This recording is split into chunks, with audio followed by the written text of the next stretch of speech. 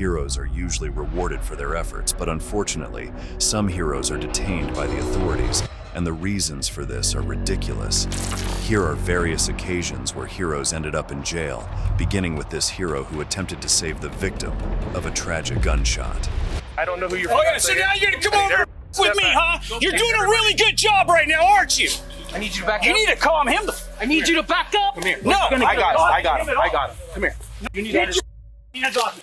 Hey, check that out. I stopped to help somebody who's been shot. I'm getting arrested.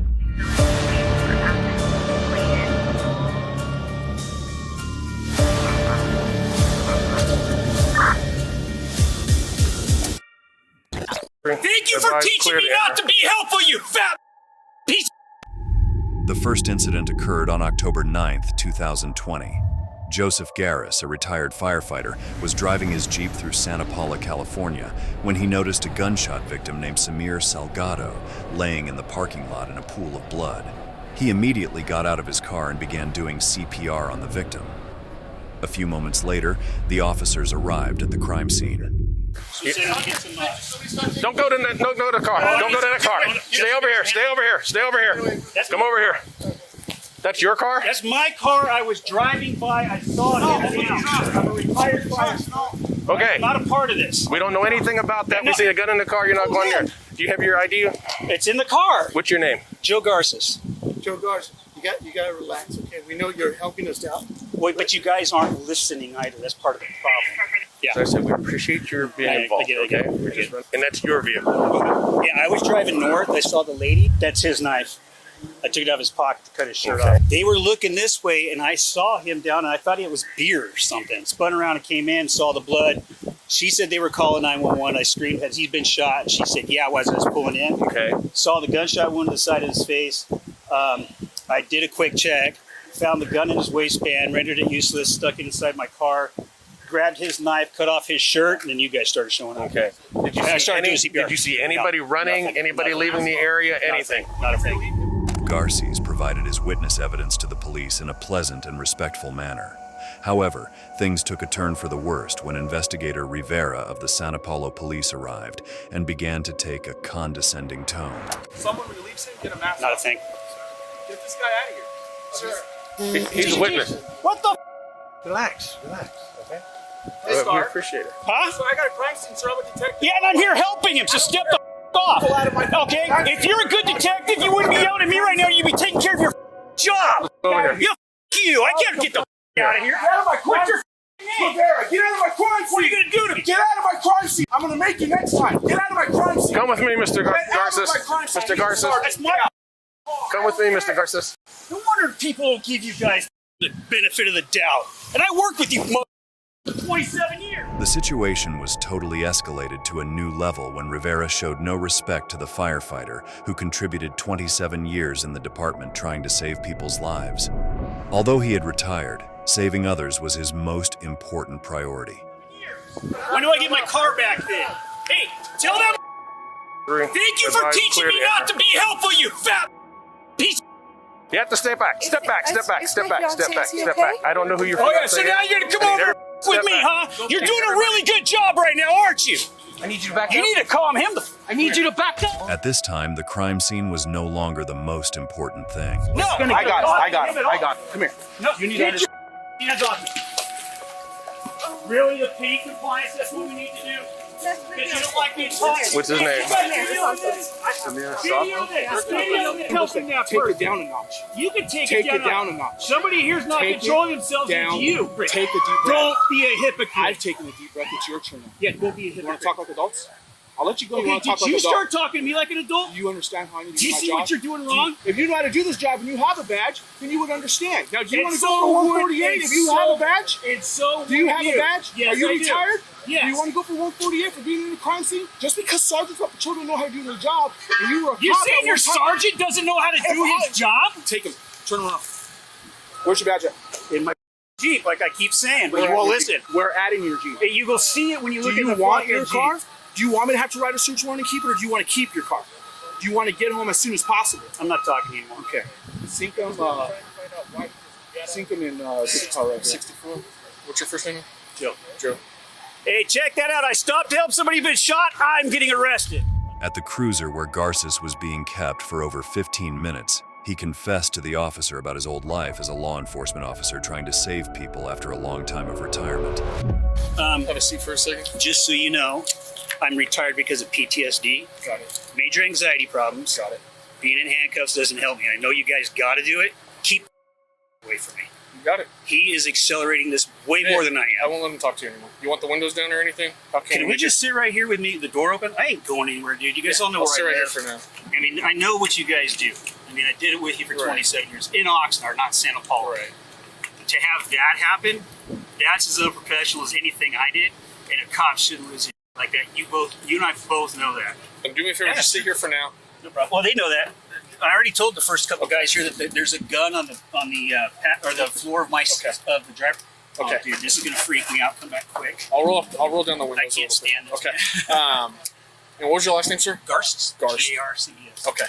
And you're detained right now, okay? You're Yeah, not under arrest. All right, man. When the ambulance arrived, the officer asked them for some decontamination substance in order to clean the blood of Garces. Well, at least someone still cared about the living people, not the crime scene. Hey, Cap, can we get some decontamination for a guy in the back of the car here? He was doing CPR, got blood on him. I got the fire captain coming over to decontamination. I don't know. I've been standing over here. This is the one that needs decontaminated. Cap, he has blood on him. Yeah, he's actually a witness, but he was doing CPR when we came up. He had to, Where's the blood on him, do you know? I don't know. Probably on his hands. As a result of this occurrence, Garces sustained a dislocated shoulder and a torn labrum, both of which required surgical intervention to repair. Garces filed legal action against investigator Rivera in the city of Santa Paula, resulting in a settlement outside of court. Despite receiving monetary recompense, Garces would be cautious to help someone again in the future. In the next case, another hero faced severe penalties for doing a similar act of bravery. It all happened on July 26, 2017.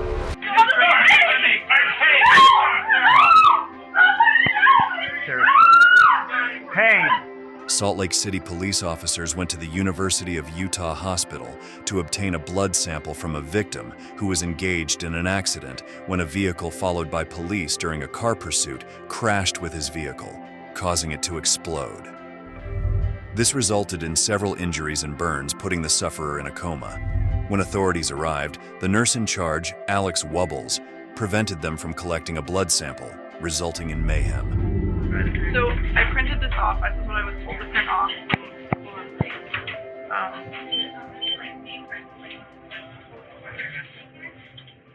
Brad, I'm just putting on speaker so you can. So I have this.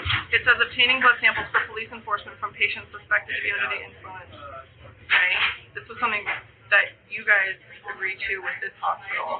The three things that allow us to do that are if you have an electronic warrant, patient consent, or patient under arrest, and neither of those things, the patient can't consent. He told me repeatedly that he doesn't have a warrant, and the patient is not under arrest. So I'm just trying to do what I'm supposed to do. That's all. So. Okay, so I take it without those in place, I'm not going to get blood. Is that? Am I fair to surmise that? Alex, you're not representing the person in the hospital. Yeah. I don't know. I have no idea why he's blaming me. I'm just representing. Why are you blaming the passenger? She's the one that has told me no. Yeah, but sir, you're making a huge mistake right now. Like you're making a huge mistake because you're threatening. The nurse stopped the officers from taking a blood sample from the comatose patient, citing hospital policy and legal rules. It was expected that the police failed to satisfy the standards. Frustrated about not having his way, the officer did something really shocking. Detective Jeff Payne, who was later identified as the officer in question, forcefully grabbed the nurse, slamming her against the wall and handcuffing her, simply because she chose to follow the law and protect her patient's rights. Hey, we're done. Sir, I have administration coming. Seriously. Payne. Hey. Hey. You're assaulting me. Stop! Stop! I'm done. You don't hold your phone.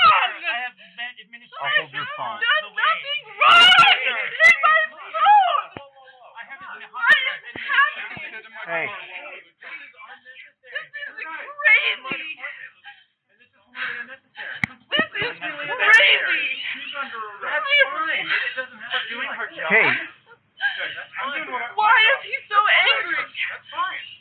Okay? I'm leaving this. It's her. Tell Brad what's happening. Anybody who That's what wants he to is. prevent that, that's your option. He will be taken down. Okay? So, take two number plates. I have hospital administration coming. They can talk to you. Sir. You can talk to him. Let him take her to the car. Then walk.